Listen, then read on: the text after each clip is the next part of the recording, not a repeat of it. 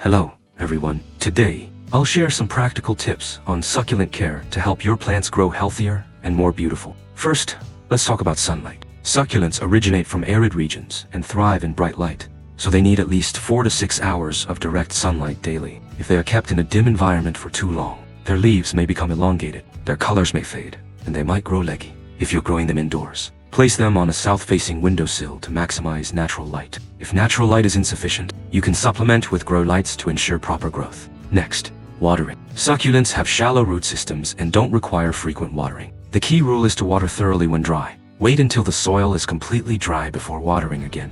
And when you do, make sure to water deeply so that the roots absorb enough moisture. However, avoid letting water sit at the bottom, as this can cause root rot during hot summers. Some succulents enter dormancy, so reduce watering and only water once every 2 weeks or even once a month in winter. If temperatures drop below 5 degrees Celsius, 40°F, it's best to stop watering altogether to prevent freezing damage. Now, let's talk about soil. Succulents need well-draining and breathable soil to prevent root rot. You can use a specialized succulent mix or create your own by mixing peat soil with gritty materials like volcanic rock, akadama soil, or perlite. This improves aeration and drainage, reducing excess moisture retention. Periodically loosening the soil also helps prevent compaction and allows the roots to grow more freely. Temperature is another crucial factor. Most succulents grow best at temperatures between 15 to 5.59-77°F. If the temperature drops below 5 degrees Celsius, 41 degrees Fahrenheit in winter, move them indoors or use protective covers to prevent frost damage.